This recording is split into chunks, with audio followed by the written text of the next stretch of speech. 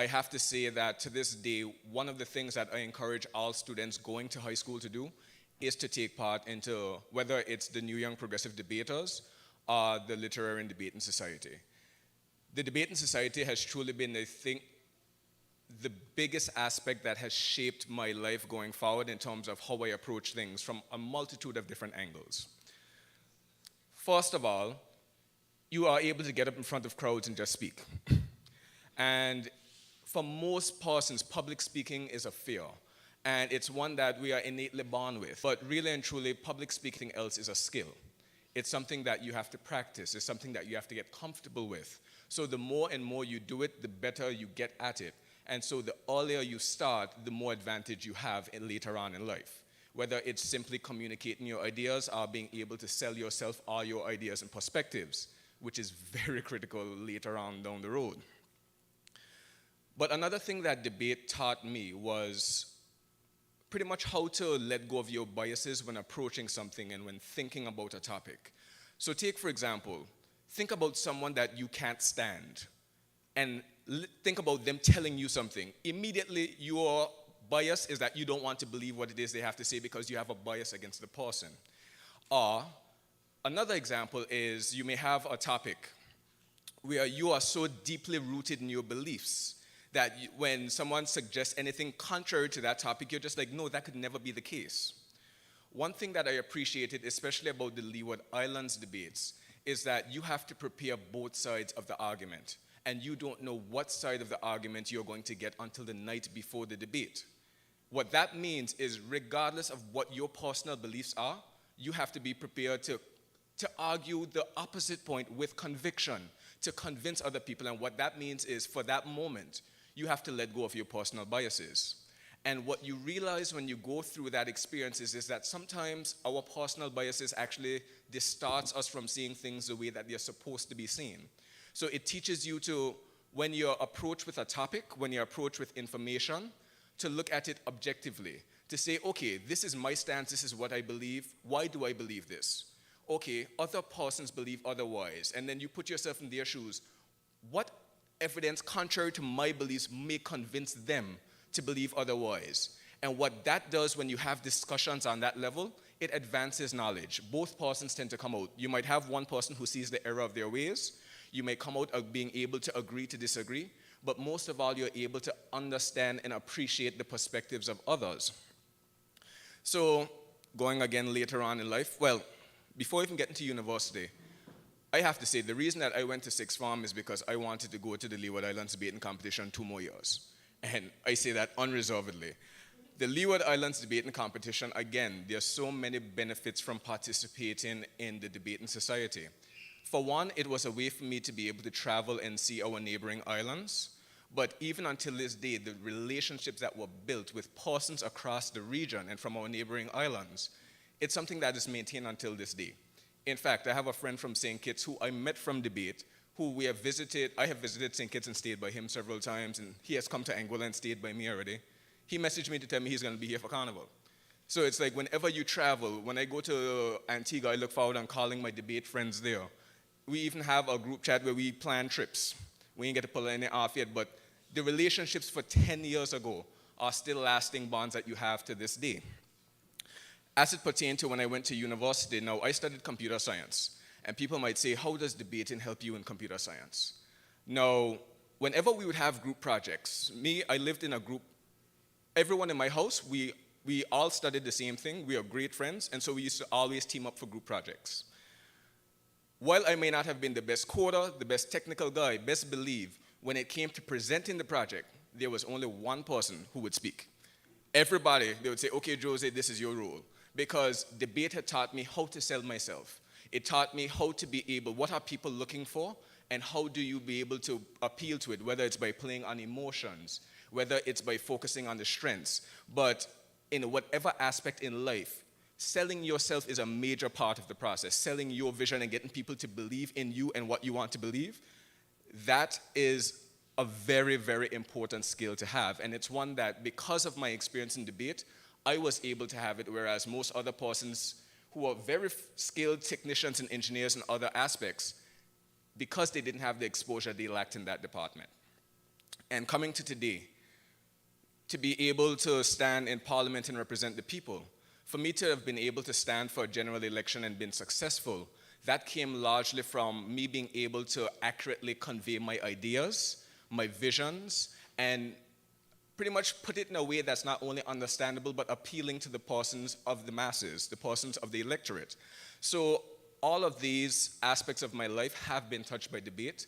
I largely feel that not only if you're going into public speaking, not only if you're going into politics, going into debate, the aspects that it gives you are very practical for your life, and it can only make you a more rounded and better person. So regardless of where you see yourself ending up, regardless of what profession, I encourage anyone who is within the school age to participate in debate. And for the older ones, I'm happy to see that our judges this evening are from the Literary and Debating Society, because we need to remember that we need to turn around and look for those coming behind us. We need to strengthen the new young progressive debaters, and we need to do our best to encourage those coming up through primary school to take part. I am happy to see that for the first time this year, there will be an inter-primary school debating competition that will be taking place in October. And I know the competition will be stiff. I look forward. I'll be coaching Team Morris Vanderpool, so everyone else could fight for second. Good luck to everyone.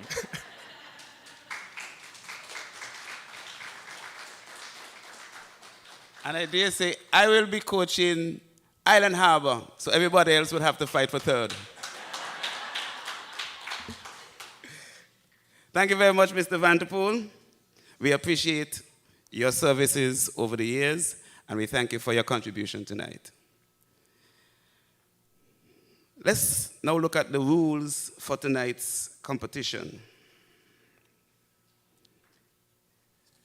The speakers' speaking order and speaking time limits speakers make their presentation in the following order.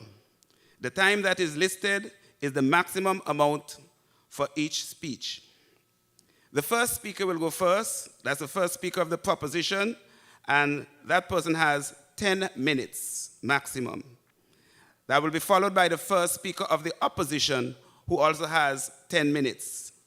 Then we'll have the second speaker of the proposition, and that person will have a maximum of 7 minutes to present his or her argument.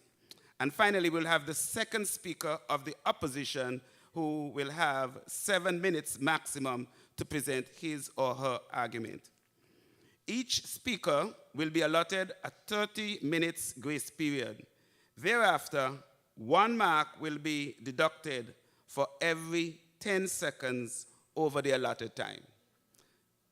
So let me repeat that. Each speaker will be allotted a 30 seconds grace period. Did I say 30 minutes or 30 hours? Yeah, I heard somebody grumbling, so I know I said something. Each speaker will be allotted a 30-second grace period. Thereafter, 1 mark will be deducted for every 10 seconds, not 10 minutes, over the allotted period. The timekeeper shall give a warning just by saying 1 minute. Yes, before the expiration of the speaker's allotted time, and again at the end of the allotted time. When that comes, that person will have to leave the lectern at that moment. Before the start of the deliberation, I just want to mention that tonight we'll not have any rebuttal.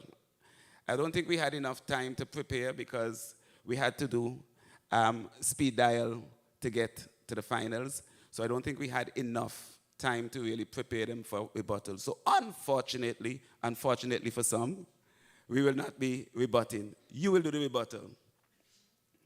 Yes, so after they have finished their presentations, we'll ask them to leave the room. They'll be escorted to a private room, and they will walk.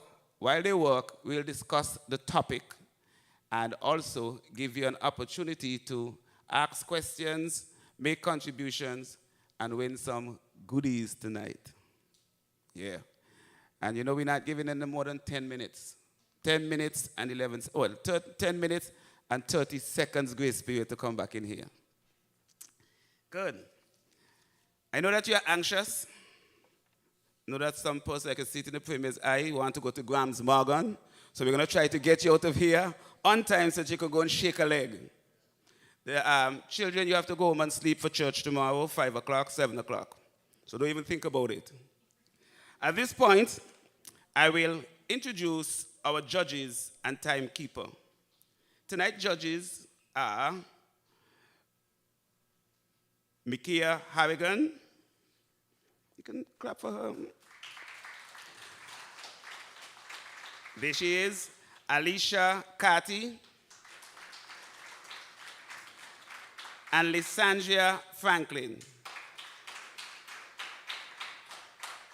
I have everybody. And our best speaker judge tonight will be Ivor Adams. I didn't leave out anybody. I see some people watching me strangely. Ivor. What did I say? Kyra? Ivor Hodge. Ivor Adams. I thought you got married. Sorry. And I will take this opportunity to just read a brief biography for each of our, oh sorry, timekeeper is feeling lonely. So I missed the timekeeper. Our timekeeper tonight is, and she told me to call it right. It's not elector, it's electrocuria. Okay, help me, electrocuted. Electrocuria Adams. Put your hands together for the young lady. And this is not normal, but I will start by reading the best speaker judge. Why? Because his is electronic. And I'm just afraid my phone might give out before I am finished. So let me start with our biography for our best speaker judge tonight. Mr. Ivor Adams is a proud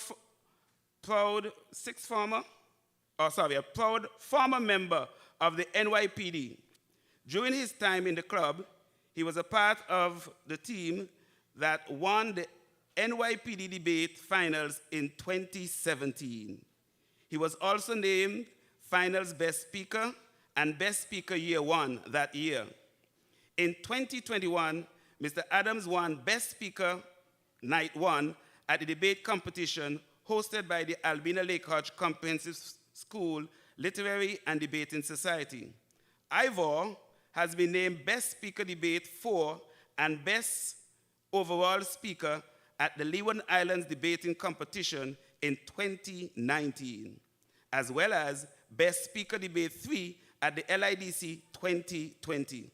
Mr. Adams is a member of the Albena Lake-Hodge Comprehensive School Literary and Debating Society and served as president of the club in 2020-2021.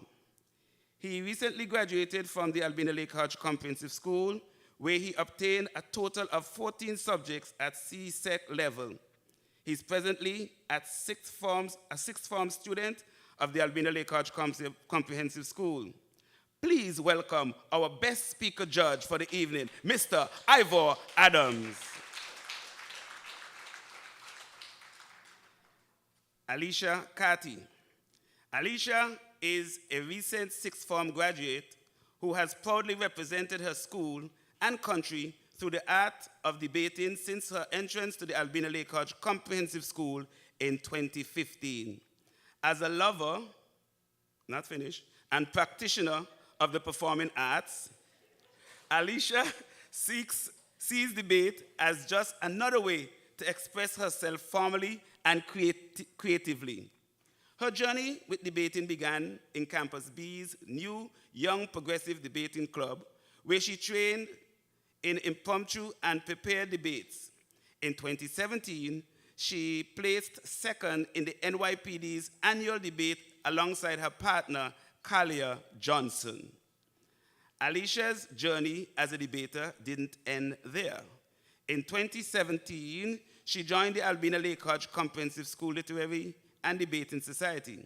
That school year, she was the youngest member of the team selected to represent Anguilla in the Leeward Islands debating competition. She was also a part of the 2019 team to represent in Antigua. In 2021, the Literary and Debating Society held 3 nights of debates where Ms. Carty was named Best Speaker. She, along with her partner, C.C. Walker, was named the winner of the series. Alicia is currently the president of the school's Literary and Debating Society and is always eager to tell how the school's various debating clubs and events have been highlights in her journey through the Albena Lake-Hodge Comprehensive School. Let's hear it for Alicia Carti. Lysandria Adams, sorry, not married as yet. Lysandria Franklin, raised in Angola, this person is the eldest of 2 children born to 2 phenomenal, practical parents who Constance echoes and love God, do your schoolwork, and help around the house. A self-driven individual with a particular passion for all things academic who aspires to pursue a career in a science field. She is an accomplished musician with the ability to play the piano, steel pan, guitar, and saxophone, studying up to grade 8 at the Associated Board of the Royal Schools of Music. In the area of sports, she has completed up to the first Dan black belt in Taekwondo. Ooh. Her beliefs is always finish what you start. Perseverance with the help of God never fails. A previous member of the N.Y.P.D club, currently an active member of the Literary and Debating Society. This person has seen herself grown as a result of being a part of the N.Y.P.D club and will encourage anyone struggling to find their voice in high school to start there. Please welcome Sister Lysandria Franklin. Finally, Sister Mikia Harrigan. Mikia Harrigan, an avid consumer of art, literature, and technology. She's the secretary of the Albena Lake-Hodge Comprehensive School Senior Debate Club. She firmly believes in debating among her colleagues. Also, she's someone that loves to travel with the club, Travel 360. This is a perfect fit. Short and sweet and full of meat. Welcome, Sister Mikia Harrigan. And now, we shall introduce our participants for tonight. As I introduce you, you will come and take your seat. The proposition on my right and the opposition on my left. So I will begin with the first speaker of the proposition, Yazel Simon.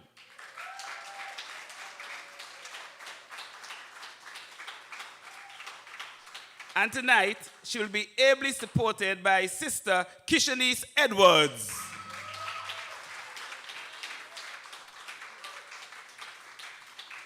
The first speaker of the opposition, Taijanique Serpersaud.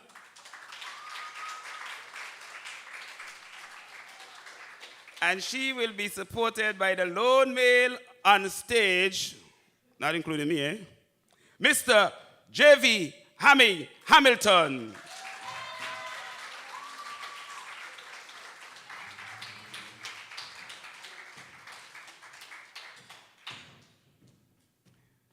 Before we begin,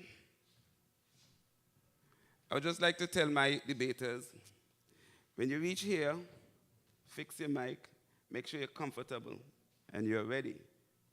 Don't speak until you're ready. Are we ready to rumble? I can't hear you. Are we ready to move? Let's get down.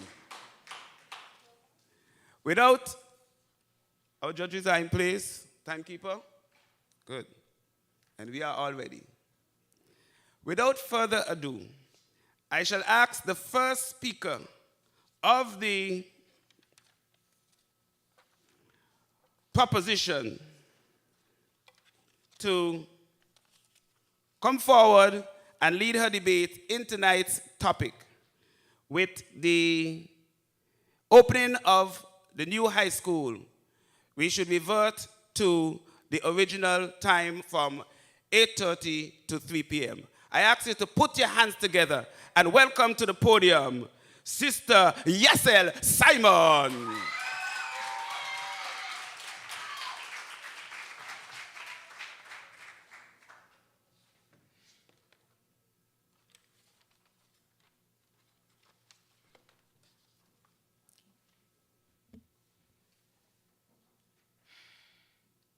Mr. Moderator, esteemed judges, my most worthy opponents, ladies and gentlemen, a pleasant good night. I come before you in total support of the MOOT. With the opening of the new school campus, school hours at the A.L.H.C.S should revert to 8 a.m. to 3 p.m. Before proceeding with my argument, please permit me a brief moment to define the key terms of the MOOT. According to Merriam-Webster.com, opening is an act or instance of making or becoming open. New school campus refers to the newly built campus located in the quarter. School is an institution for teaching of children. Hours are particular time. Revert means to come or go back. Mr. Moderator, my focus will be on parent work schedules, transportation logistics, sleep deprivation, and childcare services. My colleague will speak on the attention span of students and the reduction of strain on teachers and less loitering for students. Hurricane Irma hit the island as a Category 5 on the 6th of September 2017. In an article, Hurricane Irma, 1 year later, written by Susan Fowler, and I quote, Hurricane Irma, one of the most powerful storms ever recorded in the Atlantic, ripped through the Caribbean with Category 5 strength. This powerful storm destroyed many buildings across the island, including some at the A.L.H.C.S. According to an article, Flashback, How Has Anguilla Progressed Since Hurricane Irma in 2017? In the Anguilla newspaper, dated 2020, and I quote, areas of the campus will be demolished. Demolition will not be completed before school commences, but a barricade will be used to separate the demolition parts from the rest of the unusable parts of the school. End of quote. The damage was so severe that 8 classroom buildings were demolished. Hence, the school did not begin on the 4th of September 2017 during the regular hours of 8 a.m. to 3 p.m. On the 4th of October 2017, the Albena Lake-Hodge Comprehensive School opened on the new school hours. The school hours changed to a shift system because of the devastation caused to the school buildings. The school hours for first, second, and third forms are 7 a.m. to 11:30 a.m., and the fourth and fifth forms are 12:15 p.m. to 5:10 p.m. 5:10 a.m., sorry. Mr. Moderator, not only did the school start earlier, but the school day was shortened, which means class times were also shortened. The American Academy of School Medicine has recommended teenagers aged 13 to 18 years should sleep 8 to 10 hours per 24 hours. Most teens aren't getting the minimum of 8 hours of sleep. Mr. Moderator, because of the late time school ends, the extracurricular starts at 5:10 p.m., and the students do not get home until 7 p.m. Then, the students have to complete long hours of homework, which interferes with a good night's sleep. In addition, there are some teens who play video games, social media, and web surfing that prevent them from going to sleep at a reasonable hour. Mr. Moderator, we know that as kids hit puberty, their bodies go through a host of changes, including those that affect their sleep schedule. Not only do teens need no sleep in general, but their sleep cycles also shift later, which means waking up later.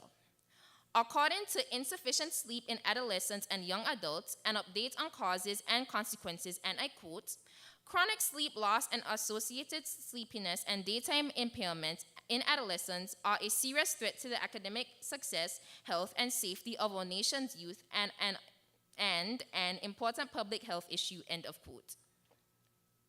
The study concluded that poor sleep is linked to increased reliance on caffeine, tobacco, and alcohol. They also discovered a link between sleep deprivation and poor academic performance.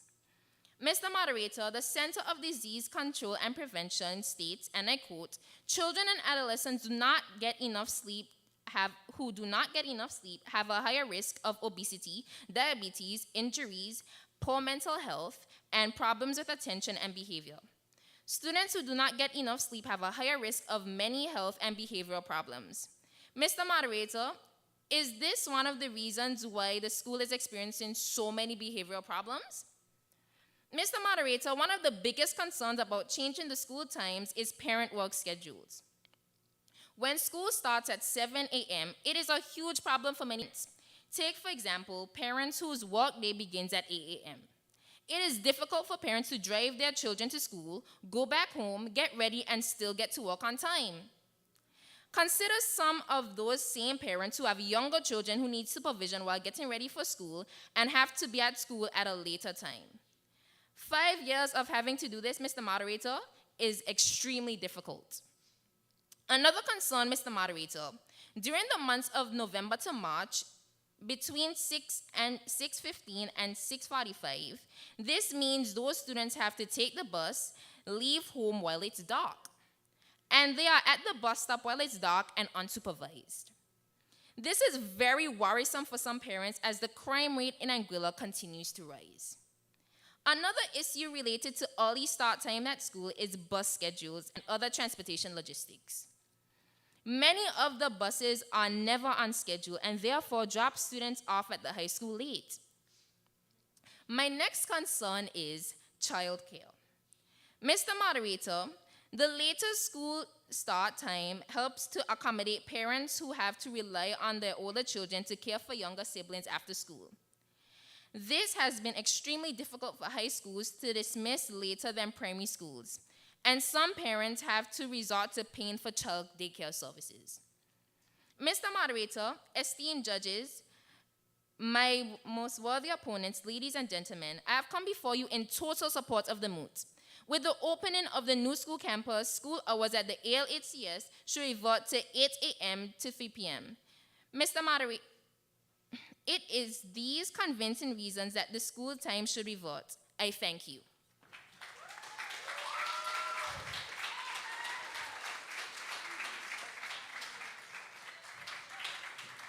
Supporting the argument with the opening of the new school campus, school hours at the Albena Lake-Hodge Comprehensive School should revert to 8 a.m. to 3 p.m. That was Sister Yazel Simon, and she spoke for a time of 6 minutes and 23 seconds. Before I move to the first speaker of the opposition, I would just like to acknowledge the presence of the leader of the opposition, Mrs. Corey Richardson Hodge, and our former principal, Sister Octavia Fleming. Thank you for gracing us with your presence. Thank you.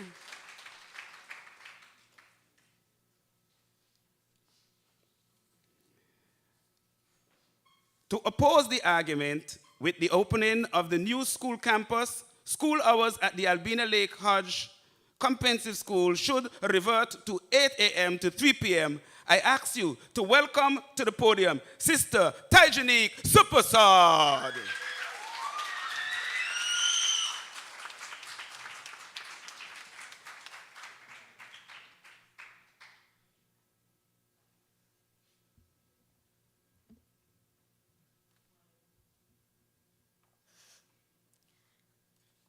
Mr. Moderator, respected judges, my most distinguished opponents, ladies and gentlemen, a very pleasant evening to all.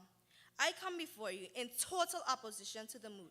Quote, with the opening of the new campus, school hours at the Albena Lake-Hodge Comprehensive School should revert to 8 a.m. to 3 p.m., unquote. Before I proceed with my argument, please permit me a brief moment to define the key terms of the MOOT. According to the Oxford Study Dictionary, opening is defined as the beginning or start of. Campus is defined as the ground of a school, university, college, or institution. And revert is defined as to return to a previous state or practice. As the late great Maurice Bishop would say, forward ever, backward never. This, Mr. Moderator, is a phrase I have always learned in relation to education. When we were devastated in 2017 by Hurricane Irma, the decision was made to move the school hours and change the present shift system. Since then, so much has been learned and so many changes have been made. Why then should we return to such an antiquated system? Mr. Moderator, one thing is for certain, and that is many believe today that the old system of school hours from 8 to 3 is not only outdated and obsolete, but it is also ineffective. I find it most appalling that my esteemed opponents are even suggesting for 1 minute that we return to those tedious, ineffective, and unproductive school hours. Mr. Moderator, The biggest criticism of the old school system of ours at the Albena Lake-Hodge Comprehensive School is that after attending classes up until 3 p.m. each day, there was little to no time left for extracurricular activities such as debate club, dance club, environmental club, optimist club, and even sports club. These curricular activities are vital for the overall development, growth, and balance of any child and young adult. Let me quote from Orchard International School. Extracurricular activities help children to develop their social skills and learn how to work in teams to achieve a shared goal.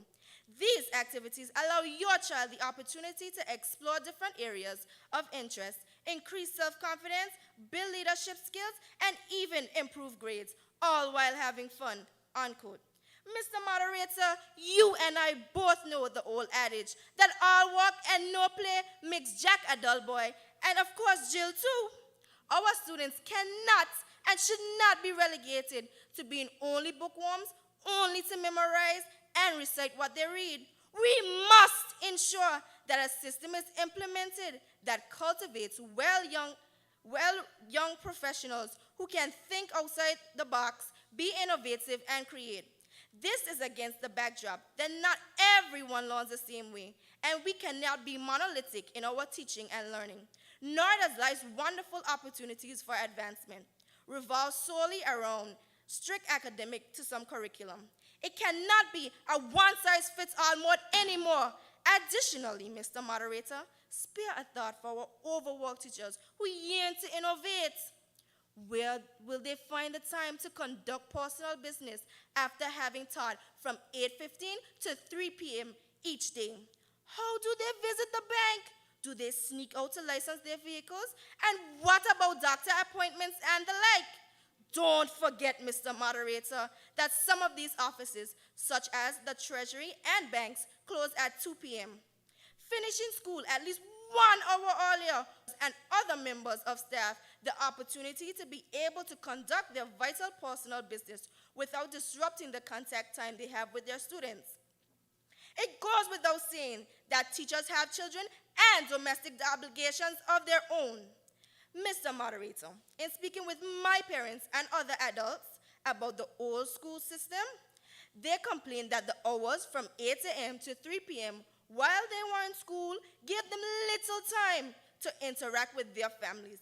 We have seen the results of diminished family time. According to Alice Davey and Beatrice Paolucci's article, Family Interaction, a study shared time and activities, January 1980, published by DOI.org, and I quote, families who spend less quality time together contribute to negative youth development, poor family fitness, and lack of family communication, and of course trust too. Quality time can help keep kids off drugs, out of gangs, and off the streets, unquote. Furthermore, Mr. Moderator, Virginia March, in her article, Benefits of a Shorter School Day, published on October 21st, 2021, at idtech.com, states, and I quote, a shorter school day means more time spent with family members and intergenerational bonding time, and just more precious unstructured time with family, more time for homework and other activities. The family schedule and after-school routine could become more balanced in a new beneficial way, unquote. So you see, Mr. Moderator, socialization with family and friends is extremely important, and even